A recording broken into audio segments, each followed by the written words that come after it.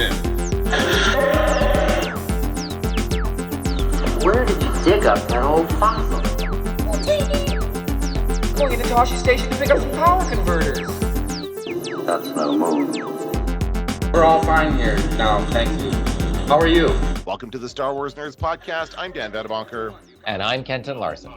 And we are going to talk today about the recent video that has gone viral on YouTube, in which this vlogger just tears apart the Star Wars hotel experience. I don't even know what it's called. It's called the Galactic something or other. What was it called, Kenton? Do you remember the name of the hotel? What's Galactic the hotel Star called? Cruiser. Galactic Star okay. Cruiser? Whatever it was. The hotel they did, the Star Wars themed hotel. It's now shut down. It's no longer accepting bookings. And this person just did this crazy 4-hour long video going through every detail of it. I've been watching it all day and I've been having a great time with it. So I want to talk about that. Is it worth watching for 4 hours? I think my idea, I honestly thought I was going to turn it on and then get bored after 10 minutes and turn it off. But I've been watching it on and off and I keep coming back to it because I want to know how it all ends. It's like just a never ending tale of like, anyway, we'll get into it. I'll talk about it. And it's very, very fascinating how this whole thing went down. But first, you went to the movies last night, Kenton. I actually went to a theater, a movie theater where nobody works there anymore. That was the first surprise. It's just a bunch of machines greeting you. That's pretty much true of anywhere, though, isn't it? Like every single business now has automated tills, basically. That's just a standard procedure. But it's like, it really does beg the question, why should I pay for anything in this joint? When you walk through the door, you're like, I think I'll just seat myself. Thank you very much. They need somebody to turn the machine on. Right. Well, I don't think so. I think they just leave them on. I think the doors automatically lock. I just don't think, boy, it was weird. It was actually eerie. There were so few people working. And that's at the big one, the big theater. And I only go to movies when there's a Star Wars movie or when there's a Mad Max movie. And there's a Mad Max movie. Well, here's the thing.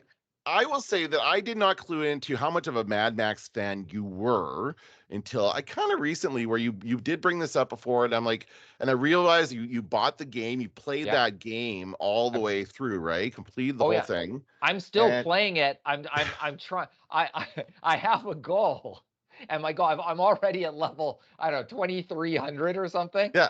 And I said, I'm going to keep playing it until the Xbox One stops working or until I reach level 10,000. But okay. Somewhere in between, just to see if it can be done. But somewhere, but certainly between playing that game, I've played other games. I don't just play that game. No, I know, but you have played it a lot. And then also, every time we've talked about it, you've been very, very passionate about the series. So yeah, it's something like, in addition to Star Wars, would you say this is your second favorite series? Oh, that's interesting. Well, no, it's a series that I like. Mad Max is a ridiculous universe. Nothing really fits together or makes sense when you really get down to it. The order of it. That's okay because it's the apocalypse and everything's fucked up. Like that's the point of the movies. Right. Everything is but they don't necessarily tell one coherent story in order. They're kind of all over the place. Sure. But I like that universe. I like the Terminator universe, even though. Most of the movies are shitty at this point. You got like 2 good movies and that's it. Well, I know. Actually, and I would even say 1.5 good movies because Terminator 2 is absolutely fantastic. And Terminator 1 at this point is it almost looks like the Breakfast Club with a cyborg or something. Like it's very 80s. Yeah. But I don't know if it's my second favorite. I do like the universe, but I love Fury Road. Like, to me, Fury Road is one of the great movies. Yeah. Maybe one of my all-time favorite action movies. And I remember watching it and thinking, why can't the Star Wars sequels be this good? Why can't we do this? I still remember. To bring it back, because they brought George Miller. He's the guy who created it. He's still directing. He's still in the mix on this, and he's very passionate about it. And he created this, right? The guy who created the original idea is still very much involved, and he is leading this. And George Lucas isn't anymore, right? And nobody of almost every other franchise that was once great, the original person is no longer in charge in the same way. That's probably happened for almost everything, including like the Marvel universe, I would say, right? So that's why it's still good. So you're saying this is a good movie? Spoiler alert. It's not as good as Fury Road, but what movie is as good as Fury? Like Fury Road, I set the bar high. Yes, yeah, it's one of my favorite probably movies of the 2000s. I love it so much. I just the visuals are just so perfect. Just everything, the world building, just the whole thing is just a great film. This is a very good film. It's not as good as Fury Road for sure. Um, but it's got some great stuff in it. And Chris Hemsworth is in there. Is that his name? Is that Thor? Yeah, What the yeah. hell's his name? There's two Hemsworths. Who's It's the other great. It one? was Thor. Did you find the nose Yeah, distracting? My burning question was the nose distracting, or did you the forget about no it? you forget it's him because he doesn't look like him, and he very like Okay. I he's a thought it muscle. sounded like him in the trailer. Like I thought it Yeah, really sounds like Thor with a fake you know, nose. in the trailer he's far more Thor-like than in the when you Okay. actually see the film. I Okay. forgot that it was even him, and it's weird. Like it's weirdly doesn't seem like him. It's weird, Okay. but but great.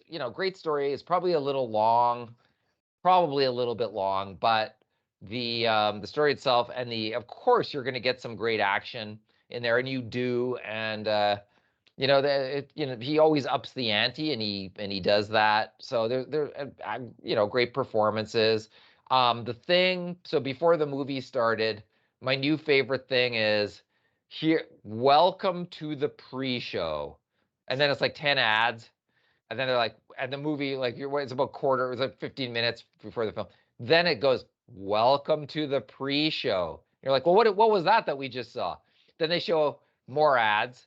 Then they go, welcome to the pre-show. Like they keep welcoming you to what you Really think is the end of the, interesting. and it probably went, so it goes 15 minutes before the film's starting time, another probably 15 minutes after, a couple of movie trailers, but mostly ads, including ads repeated, which is and ads repeated that are already being shown 500 times a night during hockey games Okay. and stuff. The So just Coca-Cola, yeah, big horrible. brands. Oh, Yeah. just brutal. The one with the Bronski beat, the bank one.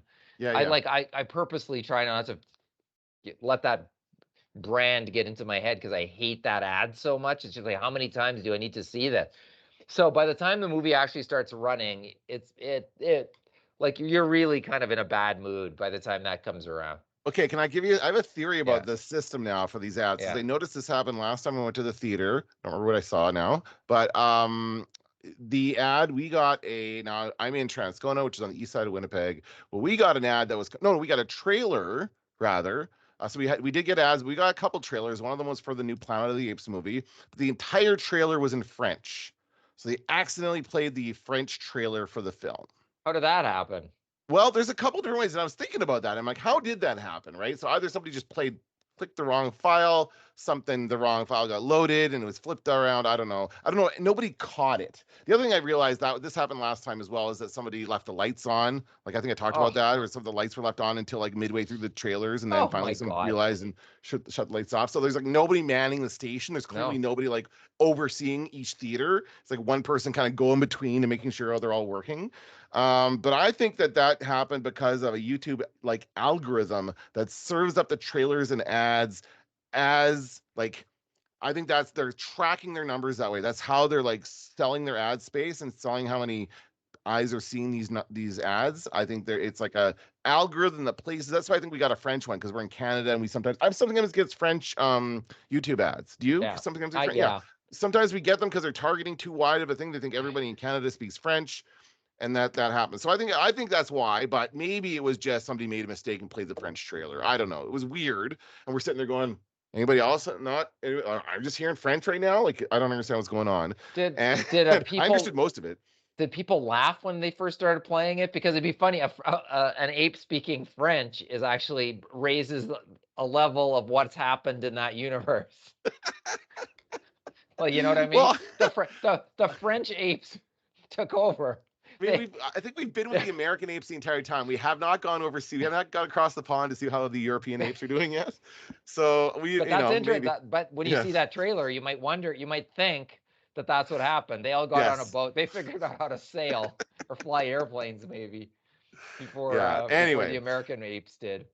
That's just a theory, but clearly there's mistakes are being made in the Yeah. Oh, theater. yeah. You're right. There's not enough people. There's not No. enough people working there, and it just like speaks to the overall cutting of costs and still trying to milk as much money out of people as possible. I'm working on a video for YouTube in which I talk about the history of the movie theaters or YouTube, TikTok, whatever, and I want to talk about at the end of it how theaters are now like they try to make this like an evening experience. They want you to go out there. They want you to get there an hour before the movie starts and play video games and drop like 20 or 30 bucks on those games, get you some tickets, get yourself a prize, then go get some nachos and have a full meal over at the restaurant area, sit in the lounge, have a drink, then go to your movie and actually like watch the movie, and then go back to the lounge and talk about it with your friends, have a couple more drinks and finish up the night at the thing. Spend there all day at the freaking theater. Nobody's gonna do that. The movie theater, a movie is a very like you go watch it and you want to talk. You talk about it on the way home in the car.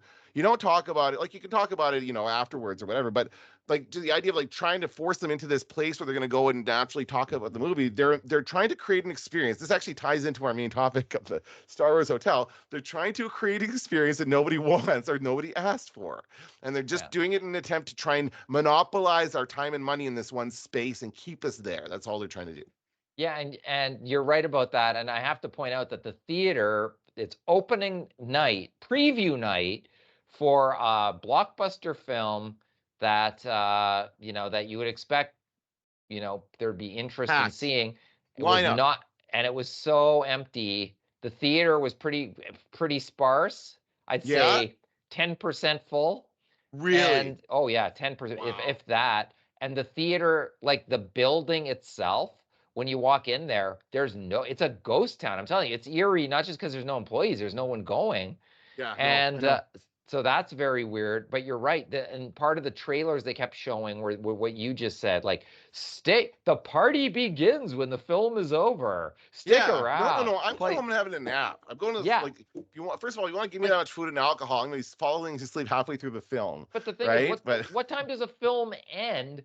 You go to a 7:00 film, and they show kids playing video game. You're like, kids have to go home then. That's not, their night isn't starting at 9:30 or whatever. So they're trying to aim at like teens and like college age kids and this is an alternative to the bar. I guess, which is not a bad idea necessarily, but it's like they're just kind of, I don't know. They should just focus on the theater. They're having enough trouble getting people to actually go watch the movies. Like focus on one thing. Yeah, right? you can see it. And then the other ads were for the Rec Room. Have you ever gone to the Rec Room? No, but that's just the same concept on a larger level. There's no movie theater. It's just a big theme park with all the games and stuff. And my kids have gone a few times for like no, I have been there once. I found it pretty mediocre as far as those spaces go. I've been to a few different places for birthday parties and stuff, and there wasn't anything special about the Rec Room. It's like what's the Dave and Buster's, I guess, would it be in the States? Some kind of equivalent place where you can go play games, get tickets, win prizes, and eat pizza or whatever mediocre food you want. But they show, and it's so weirdly targeted because they show, I mean, it looks like game night for man babies or whatever. That's what it is. Yes. That's really what they're doing. But they're showing grown men sitting around things that look like they're for kids drinking beer. Like, it's just weird. Well, that's what our society has right now. Right. Well, I guess that's who it is for, but you sit there watching. It's a strange dynamic. Yes. What they're trying to, and then my favorite part of it is they go, we want a series. You don't have to come on the weekend. No, that's for chumps. Come on. We'd like to see you on Sundays, Mondays, and Wednesdays. It would be great. Any night is a night you can come here. And it's like, okay, now you're showing us grown men drinking beer with childlike games, and you're suggesting that the good night for this is Sunday and Monday. Like, okay, like it's the weirdest little spot ever created. Like if I were involved in the creative, I'd be like, we need to rethink this. Well, that's again a perfect segue into our main topic, which is, of course, the Star Wars Hotel. Now, this is all this talk, all this buzz. I went and looked up, tried to find a legitimate like news story about the actual hotel closing down, and everything I can find is about this YouTuber, Jenny Nicholson, and her video about this hotel, which is 4 hours long, as I said. And I have been watching it. I've been in almost into hour 3 at this point, and it's just so fascinating. What's her YouTube account called? Is it her name or is it? Yeah, I'll link to it in the show notes, but it's basically just Jenny Nicholson. You can spell like Jack Nicholson, right? So Mhm. it's pretty straightforward. And she is like, I guess, is somewhat well known. She has an audience. She does kind of YouTube. She does resort tours and reviews and stuff, right? And she's done a few of different ones. She does a lot of theme, which is kind of a cool niche of travel, right? These themed hotels and stuff. So this is perfect for her. Not necessarily a Star Wars fan, but she seemed to know a lot, and she seemed to be really into the experience. And I feel like I want to give her credit for like really trying hard to be into this experience of going to the hotel. And she spends the first part of the video, like kind of first of all, giving a really good rundown of the entire history of this hotel, how it came to be, how it was first leaked, how they really did a poor job of marketing it, how they didn't really tell anybody what they were paying for, and how, of course, it was incredibly expensive, like $6,000 a person or something like that. She paid for her trip, and there was all kinds of add-ons which she didn't do. She compared it to the Spirit Airlines of resorts, where there's they want you to like, there's a base rate, but they always make you pay for all the add-ons, and that's what they did with this. But the base rate was like $6,000 or something like that for a room. So it was based on the room, and so if there was like, it was, yeah, like they could get up to 5 people in this room, which would be really cramped. She said it was only her and her friend, so it was $3,000 each. And they just had the shittiest experience. I'm not going to go through all the details of it. Like, she does a great job of setting this up and then going through her whole experience. But the short of it is that she didn't get picked. She didn't get into the story stream she was meant to be in because of glitches on the app and the cast not really doing their job, right? There's all kinds of things that went wrong that were clearly like, if this had been a perfect world and this thing had gone perfectly, everything, a lot of people probably did have great experiences in this hotel, but she did not. She had a very bad experience based on, and for what she paid, she's like, and this, but the thing is, this hotel's already done. It's not like this review is affecting it at all. It's already been shut down because it became so badly regarded as just not worth it, that it just, and it also probably not cost effective for Disney to maintain it, right? Because this was so expensive to run. So I don't know. What do you think of all this? Do you know anything about what happened with that? Well, I know. I mean, I have YouTube recommending that video that you're talking about to me, and actually now I think there's a whole subset of videos that are summarizing her video. Yeah. So So yeah, so there's that, right? that's actually There's what I this, saw. yeah, But initially, I saw a yeah, TikTok yes, telling me about it, and then yeah. I saw it on YouTube, and I just thought, I thought I'll watch it for the first 10 minutes, and then if I get bored, I'm going to turn it off. But I kept watching it, and then I went to the store. I watched it on the bus on my phone, and then I came back and kept watching it while I was doing stuff around the house. It's just so compelling and so like, and the thing about it is she does a great job of all these different things and pointing out all the things that went wrong, but then offering super interesting and innovative ideas that I think a lot of people could have come up with. Like, she's obviously knows a lot about these resorts and stuff, but they're like common sense ideas that people would have thought of if they'd just taken the time. So what I get of all of this is that this whole resort thing was rushed and just they're trying to take advantage of the hype of the movies. It's all themed around the 3 sequel films, which nobody cares about anymore. It was Kylo No. Ren and Rey and all that stuff. And so when they made that hotel, that's the main thing. But now nobody cares about that. So like, it's all just so meaningless. And she said half the stuff, they were going around like, part of what they have to do. And I think we had a friend who went to the Star Wars park. I remember him telling me about this when it's parts where we have to go around and kind of scan QR codes on crates. It's part of the theme. It's part of the experience. Because you know what happens in Star Wars when they go around scanning all the crates with QR codes, right? Remember that part of the movie? We have the limitations of our own planet in the Right. experience. That's the Well, problem. I'll get to that in a second. Okay, I'll get to that. I'll hold on. You just reminded me of something. So anyway, so yeah, it's going. So they on one part of the experience, they do go to whatever they call the planet, Badu or something like that, and they have to do some missions while they're there before they come back, and they involve either going on the rides or scanning QR codes. But they got mixed up, and because they were part of the hotel group and not the regular tourist group that could just go there, and they got confused in the app. And then but the thing is, the most disappointing thing is that I keep throughout the whole video seeing them going through this hotel and like really trying to go, what does this do? I bet you this is something. Let's scan this, and nothing happens. There's so many disappointing things, not enough stuff for people to discover, because Disney is known for doing that, putting all kinds of really hidden things around the park. Nothing like that, and just poorly thought out they really focus on the entry being like there was this kind of bottleneck at the elevator because the elevator was kind of like a ride to get you into the hotel. It feels like a shuttle going up, so that takes time, and you can only put 10 people in at a time. So there was like a bunch of people waiting around and nothing for them to do, like in a concrete parkade, basically sitting there and not doing anything. So there's a bit of that. So again, poorly thought out, and just honestly, it feels like a cash grab. It really feels like a cash grab to me. I don't know why well, because they wanted to take advantage of the marketing, I guess. I don't know. It feels Well, weird.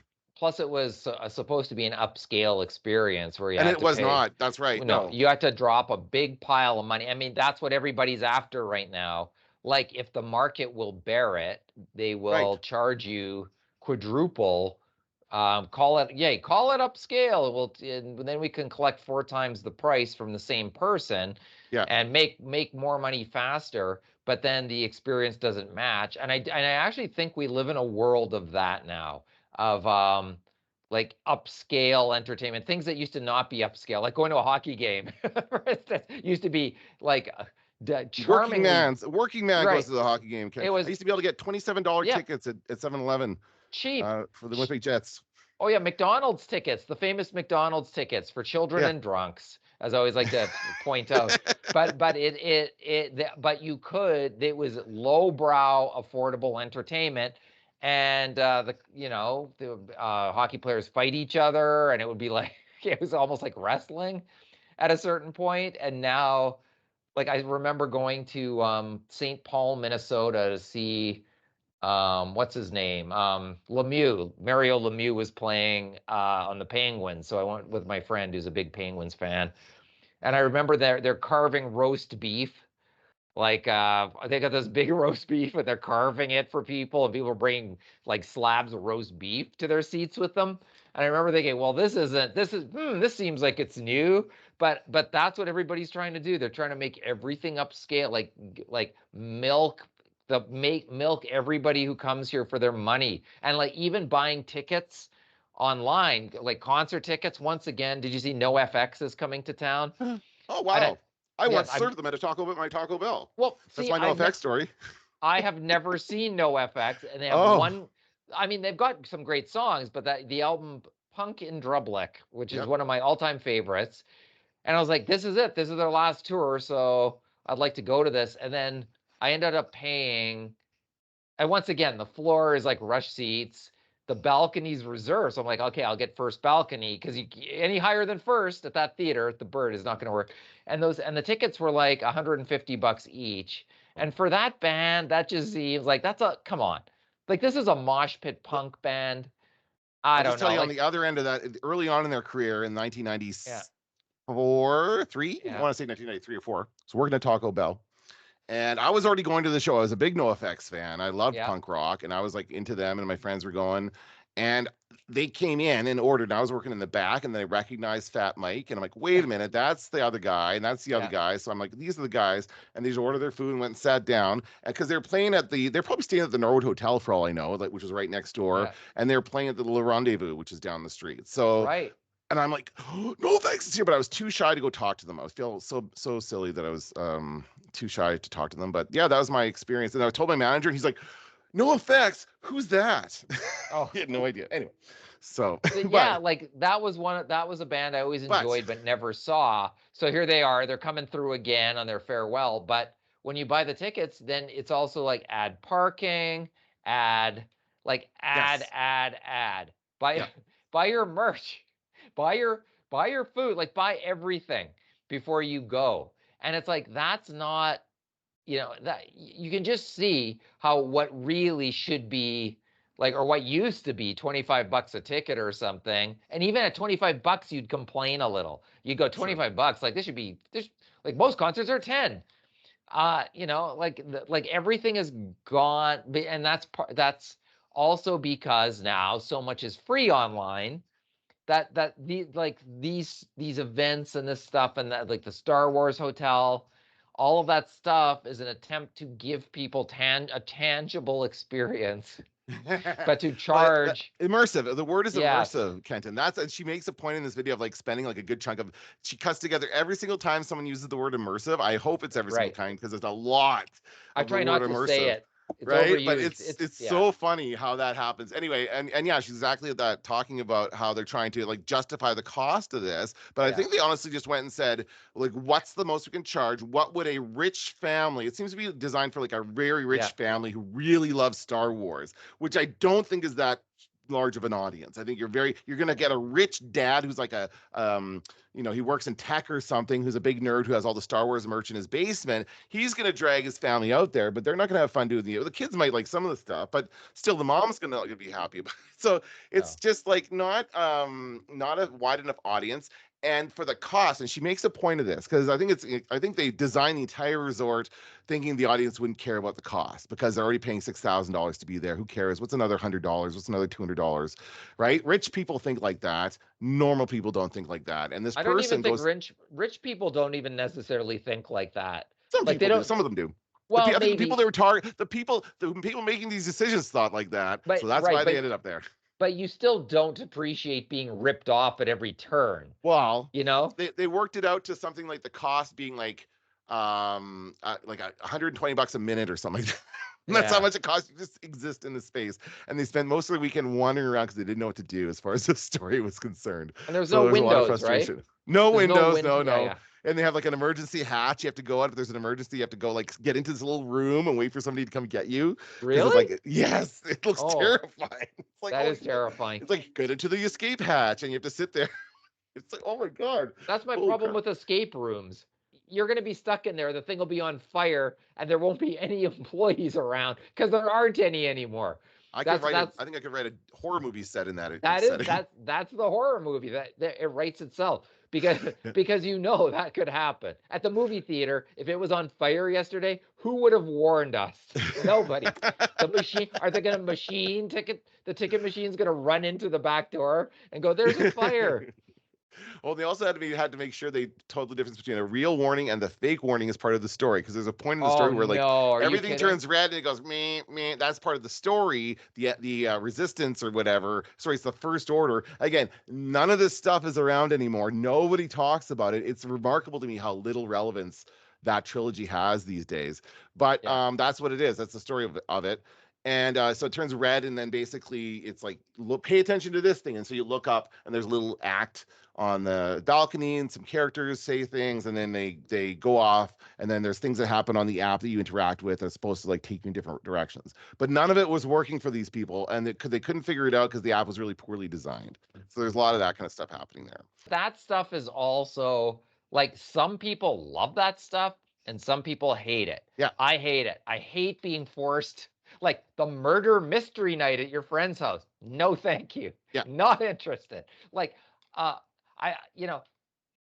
if everybody, like, it's even at an amusement park, not everybody goes on the rides, right? So you charge admission. So at best, if I were to go to that Star Wars hotel, if I would have gone, I would have just been more interested in just self-directed looking around, and like a museum would be more interesting to me, costume museum or something, than participating in some BS story. Yeah, well, and I think that there were a few things that you could do, and she gets into them in the video. She says they're not really worth it. I think it depends on what your perspective of it is, but most of the games are pretty simplistic, and there's things that you interact with kind of don't do much. Buttons flicker and stuff is very basic. There's nothing like substantial you can do as far as those activities go, and so but I want to say, like, as much as they work to make this an immersive experience, and they say that word a lot, the funniest thing I thought is that at the very beginning of this, they drive you through the back lot of Disney World, so you get to see like behind the rest, which is something that guards so secretively. They're always so like, don't look over here. They like block helicopters from flying overhead because they don't want people to see behind the scenes of Disney World. But before they take you in this incredibly immersive experience, because it has to be a certain direction from I think the Batu, the theme park, the old one that's open to everybody, right? So then they have this like shuttle that they take. So basically you get into the shuttle, and it's like this door that opens, you get in and it closes, and then you just sit there and it rumbles around as you go in, and you kind of not sure what kind of vehicle you're in. As it turns out, you're in the back of a cube van, like a truck. So like in the trailer of a truck that's driving around. It's like your cargo being trucked around the Disney plan. But they spend so much time like, here's your immersive experience, but before we get in there, here's all this stuff showing you behind the scenes of this other stuff that it's going to kind of break the whole idea for you. So I just think it Well, was very clumsily put together overall. that's like traveling to Winnipeg and seeing the worst part of town before, like, people the drive from Winnipeg Airport before you before you get downtown isn't the best drive. You're not No, of gonna course you're not. not Yes, gonna you're you're gonna heading see down the Sargent Avenue. industrial part of town. I mean, it's not rough, it's just ugly. It's just a bunch of industrial whatever. And so it's not the best. And then you show up in Winnipeg, and it's amazing how many people are like, Winnipeg's terrible. And you're like, where Yeah, did you stay? Oh, at the hotel in the industrial park. Yeah, that is terrible. yeah. That's awful. So it's a similar thing, but I think maybe with Star Wars, what they want to do is they want to make the experience seem all that much better because it's shitty on the way in. I think they just didn't Make that plan part enough worse. where this hotel was, and it just didn't work Yeah. where they didn't. I don't think they planned the hotel building enough because there's complaints that the rooms were small, and there's no reason for that to be the case because they could have made this hotel. Like they compare it to a cruise. You're supposed to be on this galactic cruise, which means you're inside this ship the whole time. But it is an actual building that you could create and make it bigger if you wanted to. So you could have made those rooms bigger, and they just decided not to. But the thing I like about it is that they spent all this time making you immersive. Once you're inside, you're supposed to be in the Star Wars universe. Nothing else to break the illusion except your TV, where you can put on Disney Plus and watch, Keeping Up with the Kardashians or what else you want. But you had to log in with your own Disney Plus account. They didn't provide it free of charge, which I thought was weird. So it was like the first you go in there and it's just you log in and it's like an app that shows you all the trailers for Disney movies and that's it. I'm like, that's kind of lame. So Yeah, that's very lame. Well, that's not, well, once again, is this immersive or isn't it? They no, should be they couldn't decide, right? right, but And so you should be able to look at your TV and see something that like a hologram or something, like messages that would be in place if you were in the Star Wars universe. yeah.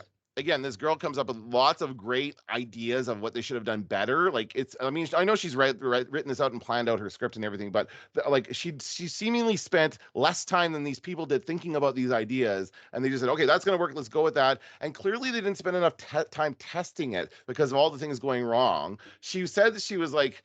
And she shows all the video footage of her vlog. It's like she for the big, the first night is a big stage show, a big dinner show, which is a performer, a Twi'lek dancer performing a song and this big elaborate number and everything.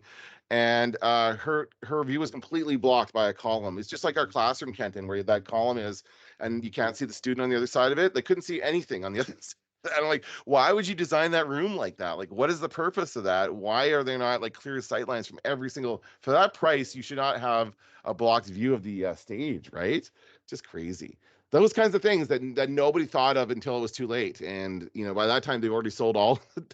They sold out the hotel probably before they ever put a shovel in the ground. Oh yeah.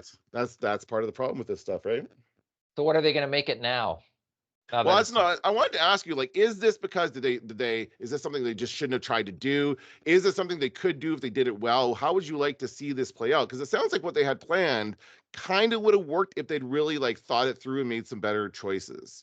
Well, right? I mean, everything they did at the beginning was to try to get away from the classic trilogy, like Right. to the and so they went all in that. But really, and since then there's other things that even would be more popular to see there, like some of the TV stuff has been so good that Yeah. people like that. Even an Imperial base like the one we saw in Andor, kind of thing. Like I think people would appreciate that more, the recognizability of that stuff more than that new trilogy stuff, which What about it just didn't land with people. No, and the thing is, she talks about how in the storyline of the ship you are on, it's like an old ship. It's like from the what's a Galactic Republic era, so prequels, and so it's been around for a long time. So you could theme it after the prequels if you wanted to, or theme it after the original trilogy because that ship was around in the continuity of the story, right? So you could that was I think that may have been the idea for having it be that long of a thing.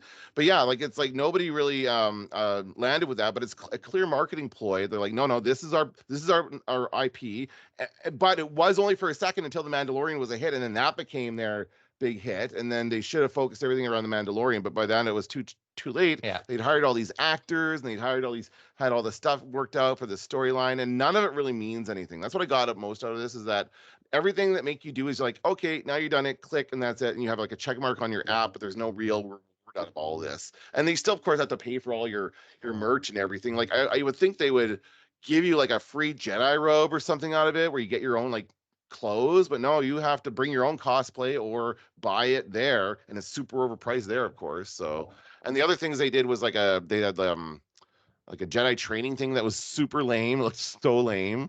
Uh, obviously for kids, but even if I was a kid, I think that was lame. And then this kind of control panel thing that reminded me of the Mission to Mars ride that I did when I went to Disney World, where Gary Sinise told me that we had to land on Mars. And that was pretty fun, actually. But this is the kind of, it would have been more fun to do it as Star Wars, I think. But, Well, I think that's why Mandalorian and Grogu is the next Star Wars movie. It's because I think they learned some of the lessons about what people want and what's been popular, and you're right. I think if they would have based the hotel on the Mandalorian, that could have been far more lucrative for them, just because the fandom is there. But also the price is the issue, right? Like this person even compares this to, she said, if this is a cruise, let's compare it to a real cruise and say, okay, for this price, what are you getting on a cruise? And she looked at like a Disney cruise and said, looked at like, okay, for $3,000 a room, what are you getting? And you get a deluxe room for $3,000. Like that's on the highest end of the spectrum. And she was on like the lowest end of the spectrum for this hotel, and it was like a tiny, tiny room. So that's like the difference there. And by the way, a cruise is on a ship that you have to like be on the ocean and do stuff with and have fuel for. There's all kinds of other expenses there, where there's just a static building with existing infrastructure. There shouldn't be any of that necessary. So seemingly this is a cash grab because they're charging way more than they should have. You could argue that the manpower would be expensive, but I mean, they hire so many people at Disney. Like they have so many people just dying to work there. They probably pay them barely above minimum wage, I would imagine. I shouldn't say. I don't know that. But Does she have video footage of everything? Does she show everything? She vlogs the entire thing. So and then she does voiceover, and then is that what's happening? So she comments. It's very interesting that the main shot is like of her like just straight on in the camera, and I think it's a really good example of like modern media and how like you make a thing and then people consume it where and when they want to, and it's just designed to be like, and she has it all sectioned out on YouTube very specifically, and it's all very well structured, and then for each section she gets into a different costume, Star Wars themed costume. So the first section she's just wearing a Star Wars hat, and then the next one she has like something else, like a Grogu hat or something, and for part of it she's wearing like an entire porg head over top, so you can't really see her face. But it's a lot of fun, and she switches back and forth from her view to the footage, B-roll, and stuff like that. She's really good. Like clearly, she's been doing this a while. She's really good at going back and forth between those two things. So maybe this would have been better as a daytime event. A daytime, like a come for a visit, eat a meal. Well, and a come and go thing as opposed to a hotel and maybe like I think maybe the way to go about it is test each of these things as a single attraction at the park and see how it does on its own, and then test the glitches that way instead of putting it all together in one place where it's destined to fail. Part of the issue was, as you say, the timeline being scheduled to show up. She said like it was so exhausting after the first day. She was just like, I can't handle this. She had to leave and just kind of take a minute to calm down because you're so keyed up after everything. And so the next day, even though like you should be up and going to eat at 8 a.m. if you want to be on time, they didn't. They waited and they skipped the first session, and it didn't really matter anyway. And then they just kind of felt like they didn't need to do anything. So it was like, what the fuck am I paying to be here for? The thing is, for this kind of thing, like I get what you're saying about not wanting to take part, and you're right. And I think they had that in mind when they designed it. But for that price, and certainly the first people who are going to come and do this thing, they're going to want to do everything, right? They're going to want to take part. And then that's part of the problem, is that these story, whatever they call story scenes or whatever, like the certain elements that you can go to, and it's like a little mini performance basically, and then based on that you have to go to a different place and do something else, and there are like 3 different tracks you can choose. You can do resistance, first order, or smuggler. And so she wanted to do the first order, and she tried like going up to the first order guy and aligning herself with him, and like was really trying to do it. And the actor wasn't cluing in; he wasn't really paying attention to what she was doing. He was just kind of saying the same lines all over the place and doing the same thing. So they didn't really, I don't know, maybe there's a training issue there or something like that. But it sounds on paper like it's an interesting thing to do, but just relax it and let it like play out more naturally instead of having people like scheduled to go here and there at certain times. That was a bit much, she said.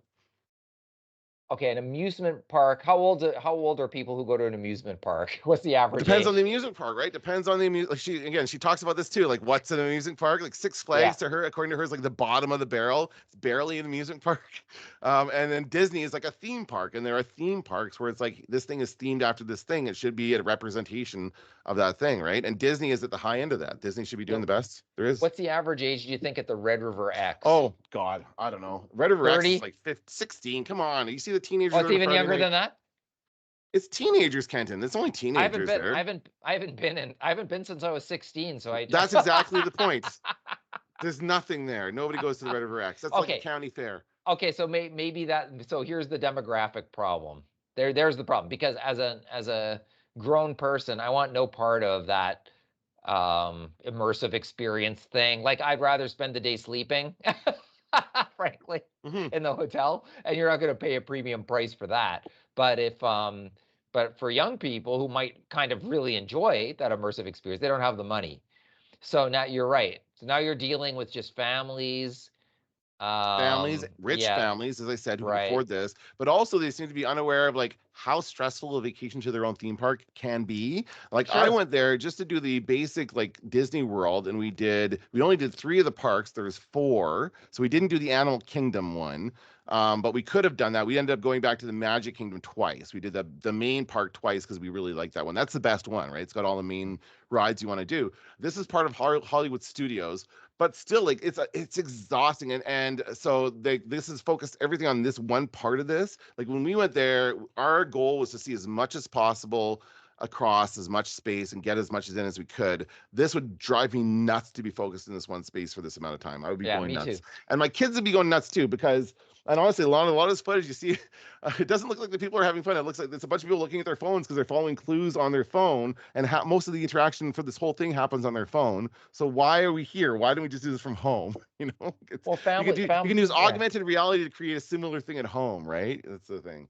That's why families always fight when they're on vacation, because they're spending all day together, having to participate in all these things, as opposed to doing your own thing like you do at home. So it's, by definition, it's gonna make you more stressed. And you're right, there's an exhaustion factor. I mean, if I wanted to be exhausted, I'd just go to work. You know, I wouldn't go to a theme park. But this sounds really interesting. I'm gonna have to watch this video. Yeah, give it a watch. See what you think. I think it's worth. I'll link to it in the comments. It's worth. I don't know. We'll see. I'm gonna watch the whole thing because I want to see what her final thoughts are. It's very well thought out. And what's her name again? I just lost it again. Nicholson. Jennifer Nicholson. Jenny Nicholson. Okay. And it's like, and again, it was supposed to be like, initially she started to be a review, and then it turns as she was making this, it shut down. So now is a kind of a moratorium on like why this failed. So I think she's going to offer some good insight at the end of this as to why this failed. Although we can all see the problems, right? And it seems like just kind of an excess. A lot of people not thinking things through, not in touch with their target audience, and putting a bunch of things that were kind of like too many moving parts that didn't work too well together. And it's all about taking the time to think it through. Think it through, as Cobb Vanth would say, right? That's right. That's right. Oh, that's interesting. Well, I'm going to watch it. All right. What else we got? Acolyte starts in a few weeks, right? That's exciting. A week after next. Are we going to do recaps, or we're going to talk about each one? What day of the week is it on? I think it's Tuesdays.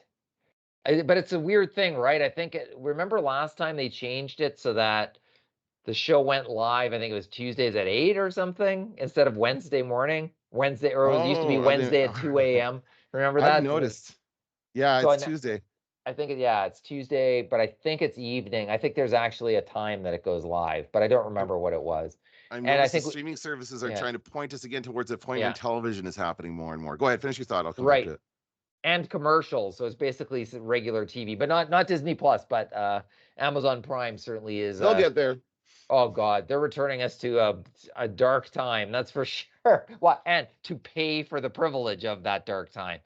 But I think so. So the Acolyte is 2 episodes, and some people have seen the first 4. There's some critics who've seen the first 4, so now's the time to avoid spoilers. Going into that, there's been a couple teasers. I've avoided all of them but one.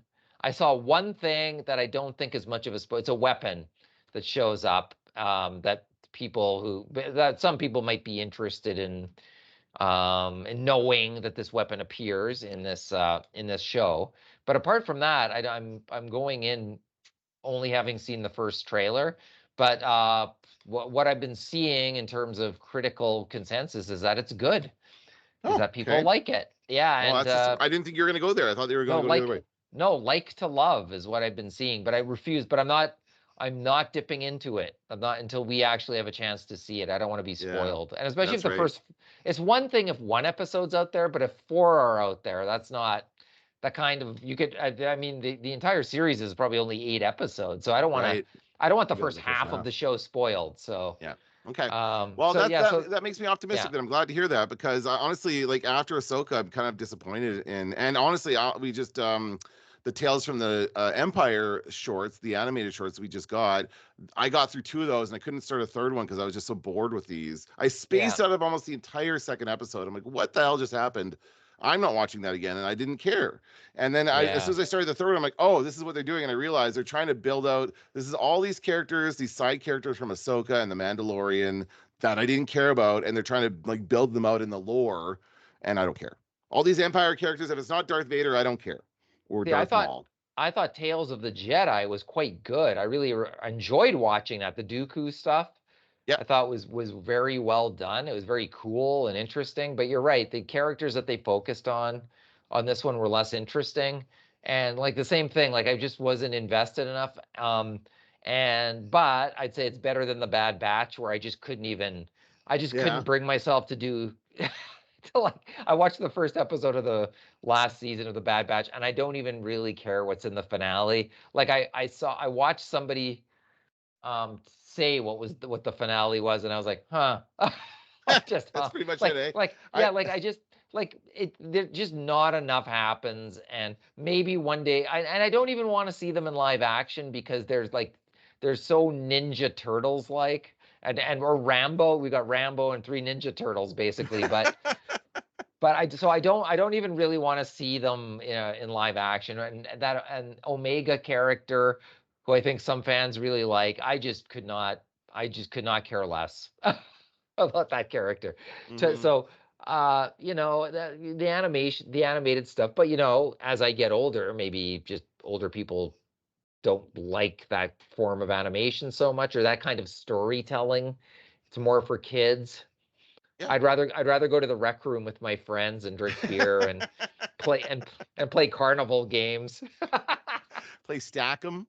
Or the is that what they do giant pack? Like, it's hilarious to me how some of these games are just like the original, like Pac-Man and Space Invaders, and the games that we used to just put a quarter in the machine to play just for the sake of playing. You didn't get tickets for it; you just played and see how far you could get. And now it's this thing where there's just squeezing money out of you. Oh, it just makes me so upset. Yeah, you used to be able to play half an hour on 1 quarter. Well, if you're good enough, that was the point, right? But you did. You're not good enough. Yeah, you did get good at it because it was only a quarter. So if you had $1, that was a lot of practice at that point. And there were some games that, like Dragon's Lair, where you could memorize the moves or whatever. That took forever to do. But most games you could play. You could play for decent amounts of time. You could spend a whole lunch hour for sure when you're at school. Sure, and of course there was no internet for us to get the moves off of, so we had to figure it out or talk to our friends or pass along the information. My friend told me if you do this, you'll get to a secret level, and then try it yourself and see if you can figure it out. Anyway, different time, different kinds of video games. I bought a book of Pac-Man strategies when I was a kid. Let's bookend this with a little bit of movie theater conversation, because it's always reminding me of an article I read recently about the success of this new Cineplex model, the Junction, which is the one that just opened near me, which is it's basically the same thing they've been doing for years. It's like a movie theaters with a arcade. It's exactly what we've been talking about.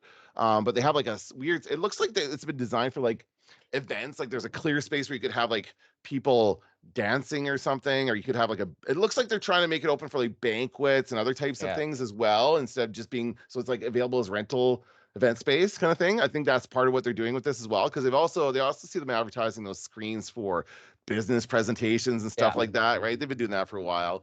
So this article was like just they were talking about the success of this recent promotional event for June 2. They had director Denis Villeneuve in a Montreal Cineplex for a special sneak preview screening, and of course it sold out, and that was the #1 theater in North America that weekend. Well, of course it was, because every other theater is a ghost town like you were experiencing. Nobody else is coming close to that. You have to get the director of the movie to show up to get a good turnout. That's what you have to do at the movies, right? That's what frustrated me about that story. And they're thinking it's a good thing that they had the successful event, but the only reason it was successful is because they had the special guest of the director. And come on, can't you see that? You think this is a good model going forward? It drives me nuts. This week, Hollywood Reporter had an article. Why aren't there any $100 million opening weekends anymore for a movie? And it's like, wow, that's interesting, isn't it? Yeah, I was excited. I was saying the exact same thing after the Fall Guy did what, 30 million? And it's on streaming already, by the way. Fall Guy is already available for stream, so a month later. So that's dwindling that timeline, right? That's a film with a massive budget. Ryan Reynolds, hot off of Barbie. No, Ryan Gosling, the other Ryan. I meant, sorry, pardon me. I was thinking of Deadpool when I said that. Sorry, Fall Guy. He's the other. Yeah, Ryan Gosling, fresh out of Barbie. Ryan Reynolds, fresh out of If, or whatever that. Into Deadpool and Wolverine, right? How many movies star Ryan this summer? That's a good question. There's too many Ryans, too many Canadian Ryans. We can all agree on that. But yesterday at when they showed previews, I have to point out that there was zero reaction in the theater of the sparsely populated theater to any movie trailer that they showed, including the sequel to Twister, which looks like it's the biggest pile of shit ever made. And my favorite is Twister Z with an S. So there's more than one Twister. And there's a scene in the trailer where a guy's like, "It's 2 Twisters," he shouts as he looks up to the sky. And seriously, the first one was a piece of junk. The first Twister? Oh yeah. No. I will. Okay, finish your thought. I'll defend that movie in a minute. But go ahead. I think the original Twister sucks because they're all racing into the heart of the thing. Yes, there you go. You've got the DVD. They're racing toward the well, storm chasers. That's what they do, man. Tornado. That's it. I keep wanting to say volcano. Tornado. I think it's a perfect movie. Honestly, I think Twister is an amazing film. Perfectly. But here's the thing. Here's my disappointment in Twisters. Twisters, by the way, in Twister, there are already Twisters. There are many Twisters. The whole premise of the film is that there's going to be all these tornadoes in one spot. So I guess it's happening again for the second movie. And then, by the way, 2 tornadoes at once, that happens again. We got twins, and they got 2 tornadoes that splits off from each other. It's in this movie, too. They made the perfect movie already. They don't need to make another one. Leave it alone. I love Twister. Oh, I hate Twister. I hate it so much that I can barely, like the CGI cow. I mean, where should I even? It was for 1997 or whenever this was made. That's amazing. That's an amazing CGI cow. It was certainly much better than the CGI cat in Argyle, which was not. Yeah. But you know what else I like about Twisters is it's the same font as Twister to show us, but with the S on the end. And I was actually thinking, so the actor from Twister 1, Bill Paxton, is no longer with us. But did I get my Bills right? I got my Ryans wrong. That's Bill Paxton, who's always confused for Bill Pullman, by the way. But so Bill Paxton, what I thought they should do in Twisters with an S is the Twister should return Bill Paxton to planet Earth. The actor, Bill Paxton, they should return him as a CGI character. Oh yeah, we get plasticine. And he could tell us what things were like in heaven. Oh man, when he comes back down. Me. That's what I was.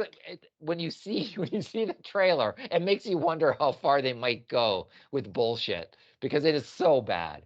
I think there's a larger conversation to be had about movie theaters. We should talk about this in a Media Nerds soon, but we should wrap this up. I'll just end by saying, okay, so we got the Star Wars show coming up. I'm interested to see what where they're going to go with this. I will hopefully keep an open mind and not be too disappointed right away. But I'm optimistic, and I think it'll be cool to see, because we've never seen anything in this time frame before, right? This is way before anything we've ever seen. So they're operating well outside the bubble that we're familiar with. So hopefully there'll be some interesting and new ideas here that will add to the Star Wars universe. At the very least, I love the Squid Game guy. Like at the very least, I like him in the trailer, and I like him in Squid Game. I just think he's an interesting actor, and I hope they give him good stuff to do in there, because he emotes very well, and I want to see him that was the whole premise of Squid Game. You wanted to see him win the game, right? That's right. I want to see this guy kick some ass, and I think that's what we're gonna see. I think it's gonna be good. All right. Well, that's gonna do it for this episode of the Star Wars Nerds. I'm Dan Vadabonker. I'm Kenton Larson. Don't let the Force hit you on the ass. This had better work. That's no moon.